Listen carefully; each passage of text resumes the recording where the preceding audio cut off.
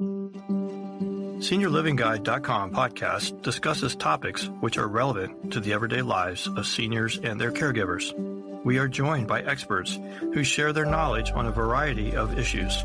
SeniorLivingGuide.com podcast offers solutions and resources to create the best quality of life as we age. And now, let's welcome your host, Darlene Mahoney. Does the idea of searching for senior housing solutions seem overwhelming and you aren't even sure where to begin? SeniorLivingGuide.com is created just for you. We make your senior housing search, home care, home health, as well as many senior resources available to you right at your fingertips in one easy-to-navigate website, allowing you to decide what best fits your needs and budget, connecting you directly and exactly how you would like to connect. And I would like to express our gratitude to our podcast sponsor, Terabella Senior Living, where seniors unlock a richer, more rewarding lifestyle for assisted living and memory care in a warm, welcoming environment. Schedule a tour today. And today we are joined by Dr. Gina Siddiqui. She is the founder and CEO of CART Clinics, which is a concierge practice that empowers patients with proactive end-to-end health plans in line with their priorities. And I like that. And that's what we're going to talk about today on our podcast. Thank you so much for joining us today, Dr. Siddiqui. Oh, thank you so much for having me, Darlene. I love this podcast and I'm really honored to be on it. Yeah, thank you so much. One of the things that I know that I've advocated for myself and I advocated for my parents is their ability to advocate for themselves. I know that sometimes with like older generations and my mom specifically, she never wanted to like question the doctor, or she didn't want to ever make she really just, everything he said was like gold.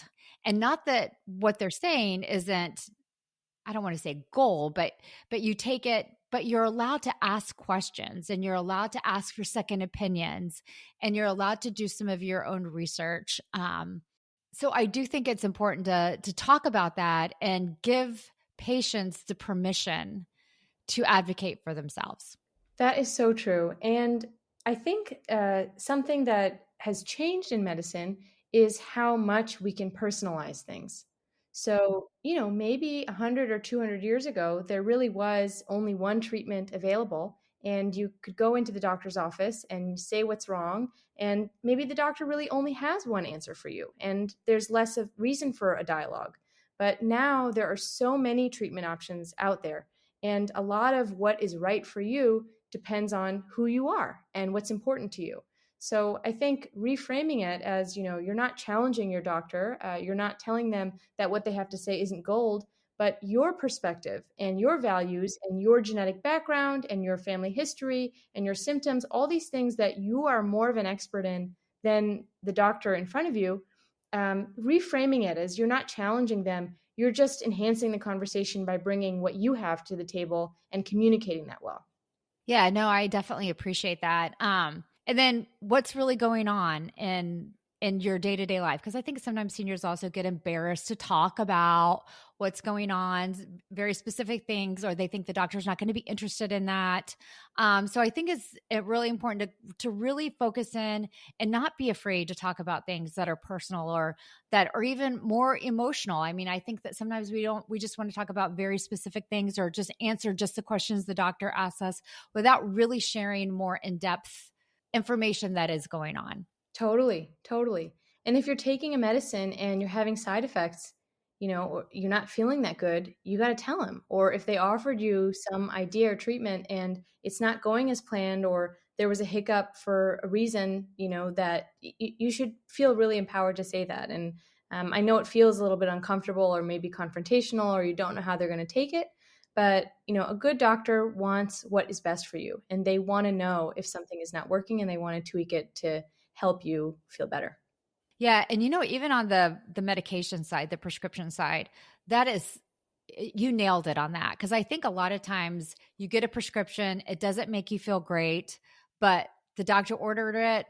You think this is the route you kind of need to go. So you just suck it up buttercup, right? Unless it's, especially if it's something like simple, like it causes like indigestion or it causes like little things that are just annoying little things. Yeah. There might be something that causes no side effects. Exactly. I can think of, 3 examples I can run through really quickly of clients of ours, exactly that scenario. So one gentleman, he's on a very common medicine, a statin, right? I'm sure many of your listeners are on a statin, atorvastatin, these kinds of medicines. And statins can cause muscle aches and pains. And a lot of people, especially as they're older, sort of just dismiss that as, it's just life and it is just how it has to be.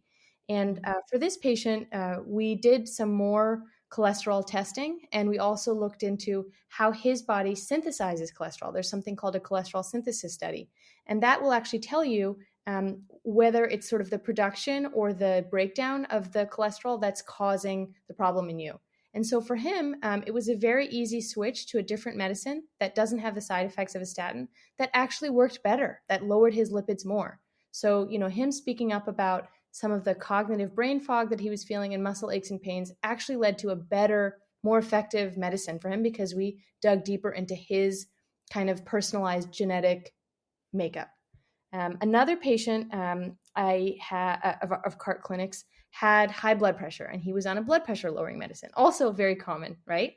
And this poor guy was in the emergency room from a car accident that could have gone so much worse because he was on a higher dose of blood pressure medicine than he needed. And it was making him lightheaded in the middle of the day. And he basically passed out in his car and got in a car accident. And he felt like, well, my cardiologist recommended this dose and I should just take it, even though he was having these symptoms. And so, again, speaking up about that led to a titration of that medicine and a dosing schedule when in the day to take it that was safer. And, that could have saved his life and someone else's life who was on the road. And oh, please go ahead, Darlene. I was going to say, you're exactly right. It just is amazing to me how medications can even be slightly off a dosage amount that all that needs to be is tweaked. You don't even have to change the entire medication. It's just a dosage amount. Yeah, totally. Yeah. So what else were you talking about? I'm so sorry. I didn't mean to interrupt. No. I could ramble on forever. It was, I think, a patient who had anemia and she was on iron pills, another kind of common medicine. She has heavy periods. And iron pills can be really hard to, they upset your stomach and they give you some indigestion.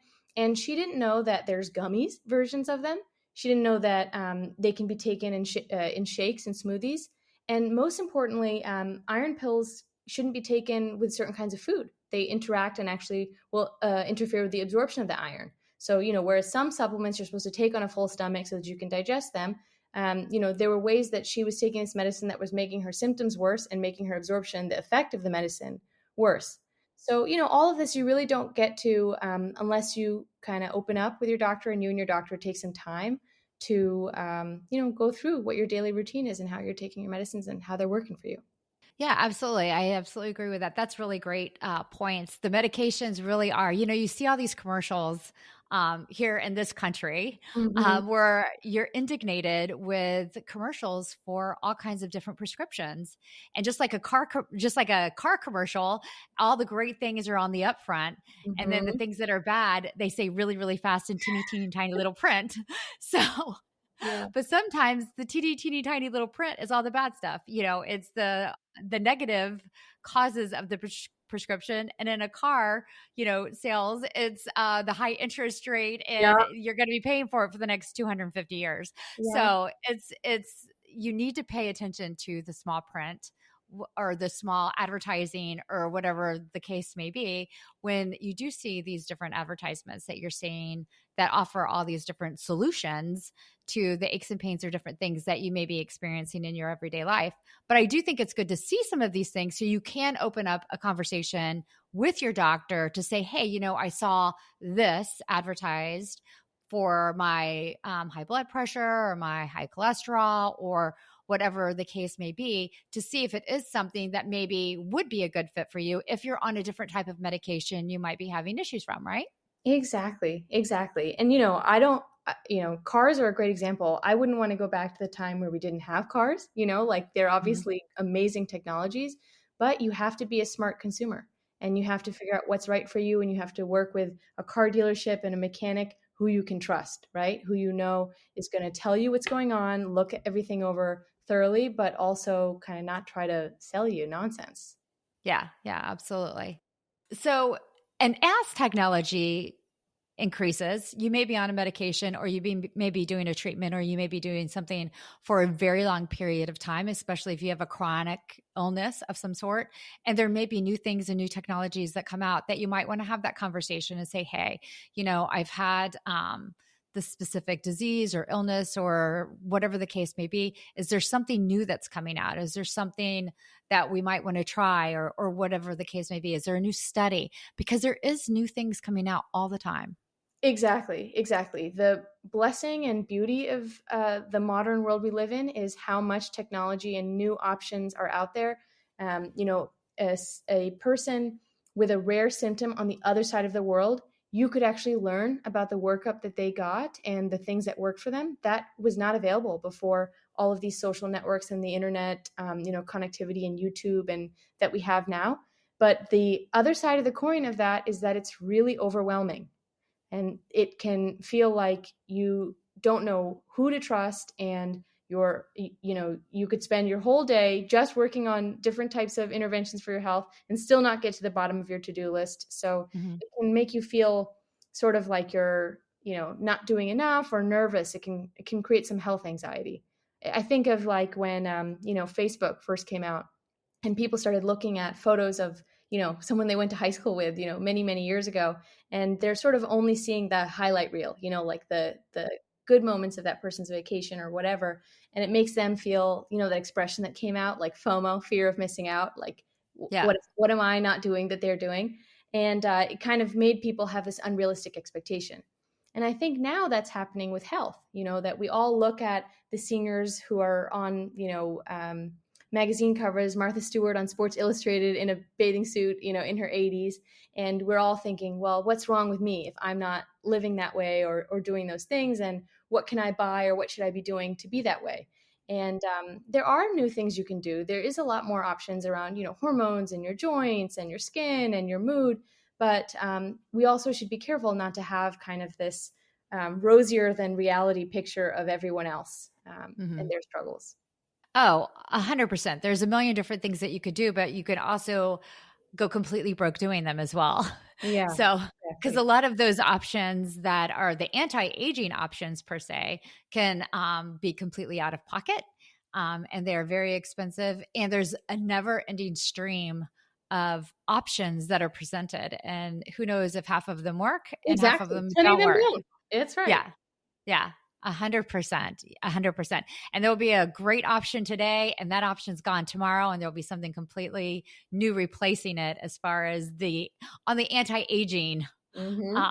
in the anti-aging realm, I should say, for sure. So you mentioned something about like hormone replacement and things like that. I know that as our seniors age, I don't know if that's something that it's, I feel like that was something that people started doing and then kind of stopped doing it because there were fears. But I think we're looking at hormone replacement a little bit differently than we did even just a few years ago. Am I wrong on that? No, I think you're absolutely right. There has been a pendulum swinging, I think, from doctors and the medical community around what advice they're giving women, especially around hormone therapy. But it's happening with men also, and it's a process that all women go through as they're uh, basically perimenopause and then in menopause and postmenopause. The hormones that their ovaries are releasing changing, and a big change in sort of all the receptors across the body that affects. And there was a very firm crackdown on hormone prescription after a study called the Women's Health Study came out. And what we basically now have realized is there was a little bit of an overinterpretation of some of those outcomes that I think led to not a balanced view or conversation with women about the risks and benefits. To put it very succinctly, women were told that they had an increased risk of cancer and cardiovascular events when the statistics and the data from that study actually didn't show that or prove that definitively. Mm-hmm. So now I think you're right. There's a lot of enthusiasm around menopause care, including hormone treatment. And there's a whole spectrum of that. There's topical hormones that really have no systemic impact. And then there's systemic hormones that are going to affect also your bones and your heart and your uterus and all these areas. And I think the truth, as often as in medicine, is nuanced, and it's not sort of one or the other. I don't think it's true that every woman needs hormone treatment and is doing themselves a disservice if they don't when they go to menopause. And I also don't think it's true that there's no place for it, and a woman is, misguided to ask about that or pursue it for her symptoms or for her bones or, whatever reason she wants to pursue. So I think we're coming to a better place in America where, women are feeling more empowered to do their research and understand the options, and both options are open to them. Yeah. So let me ask you this on hormone replacement. So if you're a senior and you're probably in your 60s or what have you, and you've never had hormone replacement, is it too late to consider that? Yeah, great question. So there are sort of two different groups and different risks. So if you start hormone therapy when you are perimenopausal, and basically you never have that drop in your hormones, and you kind of take the hormone therapy to keep a consistent level throughout that process, that's one path. And there's a kind of a body of research that you should look to for whether that is right for you. That will sort of help people who are having some symptoms around perimenopause or have some risk factors for if their hormone levels drop that they want to limit. And then there's a second group of people who, went through menopause and they have been on very low levels of estrogen, testosterone for a long time. And them starting hormone therapy is a different cohort of people and has different outcomes. And what's important for those women to know is that there actually may be some increased cardiovascular risk in that first year of resuming it. So that's a really important kind of risk-benefit discussion to have with your doctor.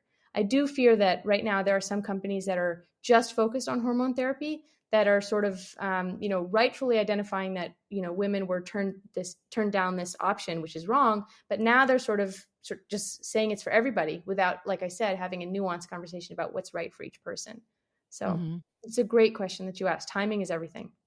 Yeah, exactly. Exactly. And I do like the fact that those conversations are becoming more and more prevalent, because I do think that women specifically on the hormone, it's such an important conversation that I think doctors, I almost feel like sometimes doctors, just general doctors, don't always want to talk about it, or they just don't have the they want to do a quick fix instead of a really intense conversation about what's really right long term versus just let me get you through this phase to the other side kind of conversation. This is a huge decision. It impacts you have these receptors on your brain, in your bone, on your sex organs, on your skin, every organ of your body. So if you're hesitating and you have a million questions for your doctor to answer, I mean, I think that's your right. I would feel that way, about making a choice like that on my body. So don't ever feel like you don't have a right to kind of think that over and exhaust your research before choosing. At Terabella Senior Living, seniors unlock a richer, more rewarding lifestyle for assisted living and memory care, offering daily activities, homestyle dining, and 24-hour care in a warm, welcoming environment. Tour today to see the comfort and care we offer at Terabella. So when seniors are going to the doctor and they're having these conversations about what's best for them, and we did talk about them really advocating for themselves when it comes to little things, when it comes to big things, even if, like when you're talking big things, cancer diagnoses, Parkinson's, Alzheimer's, dementia, all those different types of things, those are really big diagnoses. I think it's always good to be able to have those conversations and ask for second opinions. What are your thoughts on that? Yes, my thoughts are absolutely. I had one of our doctors who we collaborate with is an oncologist, and we did an interview with him about what are things that you wish every cancer patient knew. And one of the things that he said that really stuck with me is a good oncologist is never going to be offended you asking for a second opinion, right? Because they can put themselves in your shoes and recognize that this is so important for you. And of course, you should talk to other people and think to other people about this. Same thing with a good surgeon. Good surgeons are never looking for more people to operate on. They always have more surgeries to do than they have time, right? And so getting a second opinion in those scenarios is not offending the right person. And more importantly, for you, it's the right thing to do to have peace of mind. And I could, spend 3 of these podcasts talking about patients we had who were, counseled that they needed surgery. And we did proper diligence on that. And we realized either they needed a different surgery or the surgery should happen later, or they didn't need the surgery at all, Mm-hmm. And, especially as you're older, surgery is not something to take lightly. Things go wrong. You're in bed, immobilized for a long time. I think everybody, when they think about going to the hospital, they know like, okay, I'm at risk for catching infections. That's not good. Okay, my sleep is disrupted by all the blinking lights. Okay, that's not good. But I think something that people don't automatically recognize or worry about is as you're older, how much muscle you lose when you're immobilized in bed. So, surgery, I think really should be researched super thoroughly and considered carefully, and sort of every eventuality after surgery weighed carefully before stepping into it. Yeah, I also think as you get older, you also run the risk when you have really major surgeries that once you're discharged from the hospital, that you may not be able to go home. You go into skilled nursing or rehab of some sort, and that's definitely typically not where most folks want to go. They want to be able to go home. So I definitely think it is having all those considerations in place. Yeah, absolutely. Yeah. So staying out of the hospital. So is definitely a key if possible in some of the treatment options that you would consider. Yeah, I think that, for us, when we're trying to make a strategy for our patients, like kind of like a guiding principle for the next year in front of them, the 2 overarching priorities that we are always thinking about for older folks is number 1, stay out of the hospital at all costs whenever possible, because it's just a big risk. It's a big unknown. Of course, if you have to be there, you have to be there. Right. But Exactly. we can talk through all of the ways, on this call that you can try to mitigate that and things you can ask your doctor. And then the second thing that we're always mindful of is how can we make your quality of life as good as possible? Every health intervention, every medicine you're on, every, habit that you're trying to build, it really should be in support of being healthier. I often tell people that, someone who's trying to work on your health, whether it's your doctor or your nutritionist or your coach or your physical therapist, they should be treating your health just like you would be treating your wealth, and a wealth advisor. You don't want a wealth advisor who is, making you work 20-hour days to make as much money as possible, right? The point of wealth is to pursue the other things that you're passionate about in life. And health is the same way. We're not killing ourselves over a diet, or, we were talking about anti-aging routines, or, something like that, to have some number on your blood test. The point of health is so that you can do the things that you love doing, be around the people who you love being around, and feel good. So, when we're making a plan, we want to make sure that, we're not putting you in appointments all day long. We're not, signing you up for treatments that, ultimately are going to interfere with your quality of life and what matters to you day to day. Yeah. It's balance, having that balance. Yep. Yeah. You have to have balance in life in pretty much everything that you do, I think. We talk about nutrition, we talk about weight loss, we talk about all these different things. I think you have to have a balance. It's okay to have a sweet every once in a while. I don't think you have to go hardcore into anything. I mean, if that you enjoy that and that's your thing, 100%. Yeah. I support, but I feel like, if you get too much into it, there's one day you're going to find yourself in the closet eating a box of ding dongs. So Yeah. And I think that's actually something so beautiful that you probably have experienced that with your, listeners on this podcast. But I think a lot of our clients who are above 60, they know what they want out of life and they know what matters to them. And they really are living to the fullest, on their terms. They're not so worried about what other people think about them or, doing things out of obligation to other people. And I think that's just like so the right way to be. And, we only have so much time on this earth. Yeah, you are 100% right. As you do get older, I do see that more and more. And I know even as I've got older, I'm like, whatever, Yeah. Yeah. And as I've seen seniors get older, because they have really gotten over needing approval Yeah. from other people, needing permission from other people to make their own life decisions and to do whatever it is that they want to do and to be who they are. And that's exactly how it should be. Exactly. And I bet there are some listeners to this podcast who are actually the caregivers, or the family members. Maybe you're the kid of Sure. of one of these seniors. And a lot of our time in our practice is actually talking to the kids because the whole family is, involved in these health decisions and our clients also. And a lot of the times we're sort of telling the kids like, look, this is what, is important to your parents and we have to respect that. And they may not want to do everything relating to their health the way that you want them to. And part of what our role is right now is helping them, have their autonomy. Sometimes, all of us as patients, we kind of lose sight of that and we need our family to help remind us, to go back on course.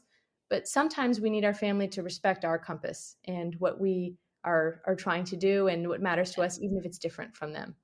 Yeah. I think it is harder if you are a caregiver or your parents are just getting older because those roles reverse, right? Mm-hmm. Your parents go from taking care of you to all of a sudden you find that you're taking care of them. Because I can remember going through that even with my own parents and I didn't love it so much, but I found myself being bossy with my parents. Right. And I'm like, what am I doing? Because I would have never dreamt of being bossy or kind of talking to my parents the way that I did as like a teenager or in my 20s or my 30s, or probably even, in all honesty, even my early 40s, the way that I did as they got older and into their, 60s and early 70s, that I don't know when I felt like I had that permission to do that. I don't know when that happened, but I did get some pushback. But for the most part, I don't know what caused that. But I look back and I think, oh my gosh, I cannot believe that I was so pushy with something. Some of it was, and it's out of love. It is 100% out of love because I did want the best for them. And I did not think that they were advocating for themselves. And so a lot of it was me pushing for them to advocate more for themselves.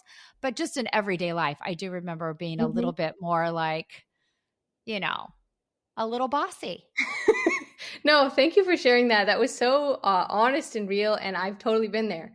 And I think probably a lot of people listening have been there. And you were so insightful just then. I mean, I think it does come out of love. And, you're losing control over something that you wish you had control over. You wish you could basically, just like, as parents do with their kids, like protect someone you love from everything that could harm them, like every fall, every rug that's tilted over, every way that, your parent doesn't tend to themselves that could cause them harm. You just want to put them in a little bubble and then be like frozen in time, like this way forever.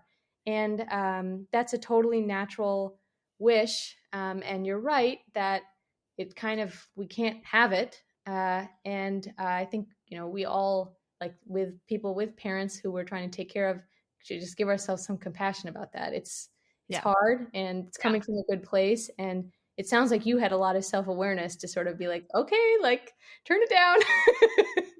I think I do more in hindsight than probably. I mean, I can absolutely remember imposing myself on doctor's appointments that I was not particularly invited to. But it was because I wanted to make sure that she was being honest and I wanted to make sure she was asking the right questions. And then I had questions that I wanted to make sure that I got answered. And I got a little feisty sometimes with the doctor. And I know she did not love that so much. She would be like, oh my gosh. And then she would like fuss at me when we left. Yeah. But that was okay to me because I honestly got what I needed out of it. But then I also was realizing she was not honest with him when he would ask her questions, and I would have to basically say, you're fibbing. Mm-hmm. You are not eating properly. You're not doing the things you're telling him you're doing. Which is a tough position that you were put into. Yeah. Yeah. Yeah. And, Yeah. and I think our health system really doesn't do families service on this, because I have not talked to any kid who doesn't say this, that, like, yeah, mom or dad, they came home from the doctor's appointment. I asked them, how'd it go? And they're like, oh, it went great. And you're like, what did they say? What happened? Like, I'm sure they didn't just say it went great. And, we don't get good visibility. The notes are lousy. So yeah, a lot of what we do is helping the kids be able to be the kids to their parents again. And we take that role of sort of being the physician who's running interference and talking to these doctors and getting answers when, the system isn't giving you good answers, and that's going to produce stress. I became a tattletale. I'm not going to lie. So, but somebody had to do it. It had to be done. But yeah, and I'm hoping that, in hindsight, she appreciated it, because she, I think that she did. But like I said, it was a little bossy. It was out of love. But in hindsight, I really realized that I did do that. But I was advocating because she didn't. And I think that you should be empowered to advocate for yourself, and you should know that you should be able to do that. So couldn't say it better myself. Yeah. Yeah. Yeah.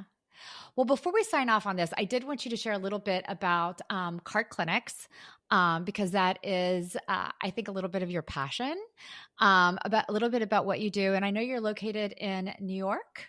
Yes, we have a presence in New York, California, and I actually now live in the DC suburbs in Virginia, where I grew up, where my parents are, actually.